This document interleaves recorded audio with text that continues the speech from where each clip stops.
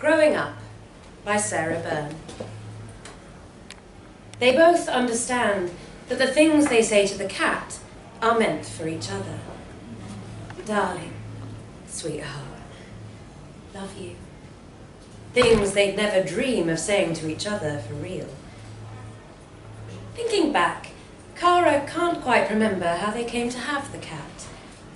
A cat doesn't exactly fit their image, their arty, hipster London lifestyle. Especially not an ordinary little short-hair moggy off the streets, tabby with white paws. The litter tray, they have to admit, kind of cramps the style of their trendy high-rise apartment.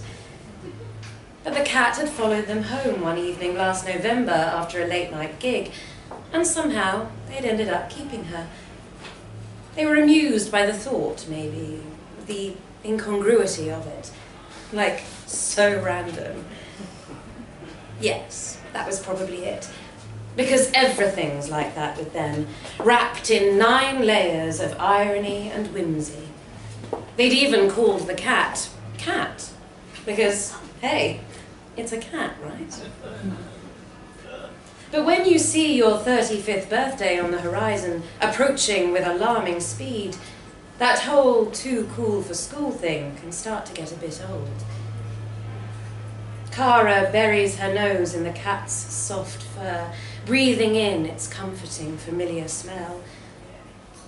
"Oh, my sweet love," she says, "you make me so happy.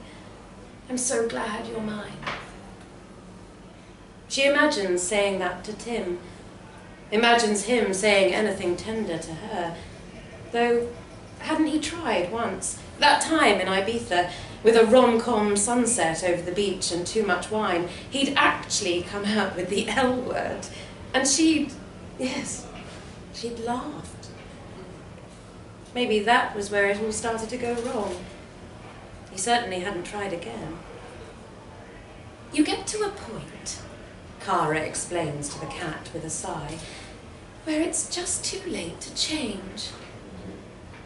Monogamy's so outdated, Cara's always said, playing it cool, not wanting to be one of those clingy types. She's had a couple of flings, one guy, one girl, in their early days together, so it's only fair he gets his turn. "Bring her here, if you like," she said. "I don't mind. Maybe we'll make it a threesome, hey?" Thinking, it's been 5 years. Shouldn't it be me and you now? Maybe she could bear it if it was anyone but Lucy. She's everything Cara is, only that little bit better. I wonder he fancies her. And now the apartment's ready for an intimate little party. Beer and joints and music, and Lucy at the door. Maybe she'll be allergic to cats or something. Cara arranges her face in a smile and wonders if it looks as fake as it feels. "Nice to see you," she makes herself say in sugary tones, though inside her stomach clenches, every cell of her body ready to fight. Get away from my man. In the kitchen doorway, the cat lurks, eyeing Lucy suspiciously. Arches its back, fur standing up along its spine, and hisses. "Can I get you a drink?" Cara's about to ask her unwelcome guest, when the cat hurtles past her, launches itself towards Lucy. In mid-air, it grows, the size of a small dog, then a Rottweiler, then as big as... Lucy shrieks, jumps back, scratches raked red down her arm. "No!" Cara manages at last. "Sorry." She's grabbing handfuls of fur, hustling the giant cat into the kitchen. They crouch behind the counter, listening as Tim sees Lucy out. "Really sorry. Never done that before." No, not really. She's always been a bit of a big cat. Looked a perfectly normal size to me. It must be the shock. See you around, yeah? No? Oh." The door closes. Tim comes back into the kitchen. He blinks, stares at the cat. He's stoned, but not that stoned. That is a seriously large cat. How'd she get so big? He asks, looking accusingly at Cara as though it's her fault. She shrugs. Don't look at me. The huge cat goes to him, curls itself around his feet, and settles down. You're a funny cat, he says, sitting down at the table. Shouldn't have done it, though. Lucy's nice. You shouldn't have hurt her. The cat rubs its head against his knee, gazes up at him.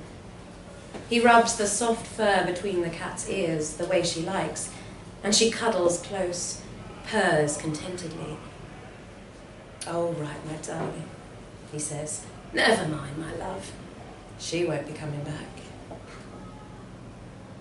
The cat diminishes to its previous size as the days go by, while they don't talk about it, don't talk about anything except the usual trivialities and cat platitudes. "Maybe I've outgrown you," Cara says at last, because she can't go on saying nothing any longer. The cat prowls the balcony rail like a gymnast on a beam. 13 stories up, each paw delicately placed. It's the first warm Sunday of summer, windows thrown wide and barbecue smells drifting in from below. "Yeah?"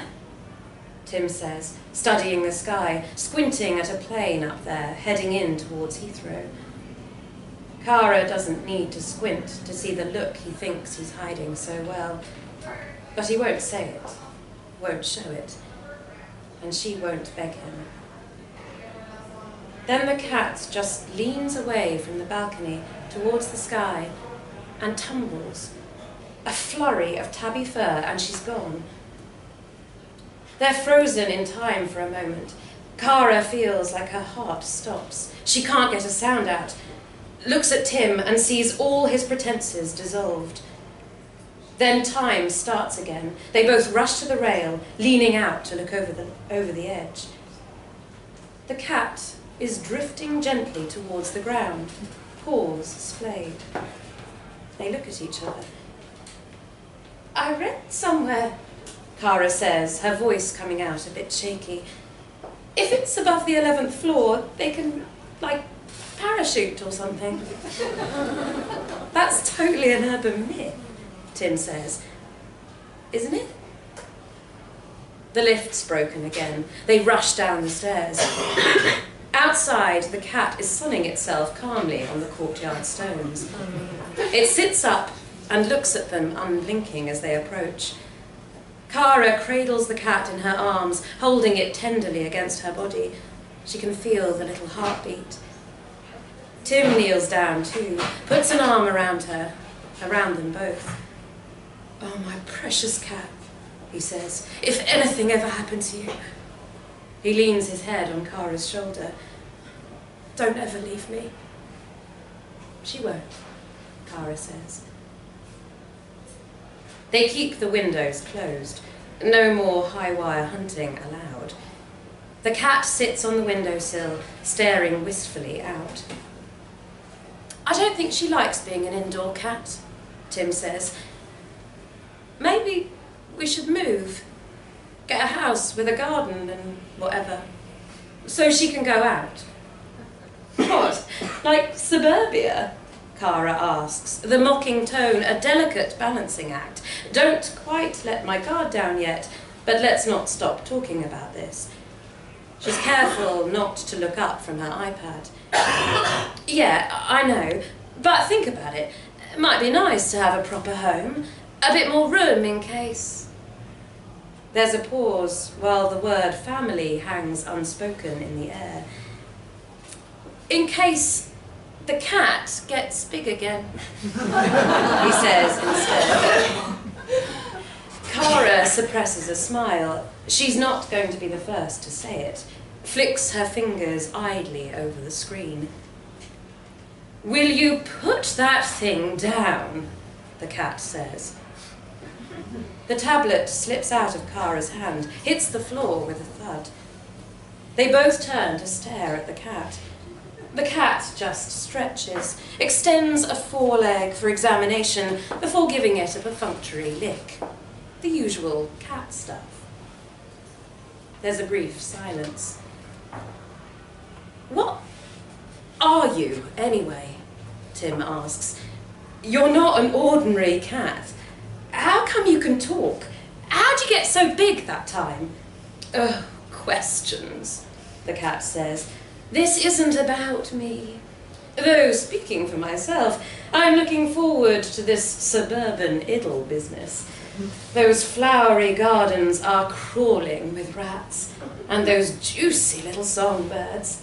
You'll put bread scraps out to lure them, I assume." "That doesn't sound very nice," Cara objects, animal lover, vegetarian since 12. The cat raises a tabby-stripe eyebrow. "I'm a cat. It's what we do. You're the ones that need to change." "What do you mean?" Tim asks. "I mean, why don't you leave all that hipster-cool posing to me?" the cat says. It turns away and stretches, languors, taking its time, then inclines its head back towards them with effortless elegance. Cats do it so much better. Its luminous green eyes flick over both of them. "Oh, and while you're at it, leave the catting about to me too, hey? I'm not moralizing, but honestly, you're better off sticking with monogamy, for simplicity's sake. You can't handle anything more complicated." Cara winces slightly, then pulls herself together. "If we do all that stuff," she says, "will you leave the talking to us? Because it's kind of weird, you talking. You're a cat." She glances at Tim. "I mean, it's one thing in Hackney, anything goes. But in the suburbs, we're going to have to be a bit more proper." "It's a deal," the cat says. They watch anxiously from their new front door as the cat strolls outside for the first time. It leaps up onto the garden wall. Who would have thought it could be so athletic? And disappears through the clematis-entwined trellis fence into the neighbouring garden. "Do you think she'll be all right?" Cara asks. The outdoors here seems enormous, a vast cherry-blossom-strewn, cut-grass-scented wilderness to a city-born girl, or indeed to an urban cat. "I mean, she won't get lost.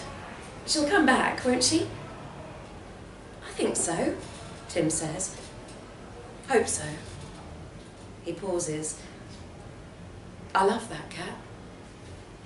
His hand reaches for hers, their fingers intertwine. "Me too," Cara says. Then she starts suddenly, looks frantically in the direction of the vanished cat. Shouldn't we have had her, spayed, or whatever it's called?" "Oh, yeah, we probably should. If she'd agree to it, that is." He looks at her hesitantly. "Do you think she would?"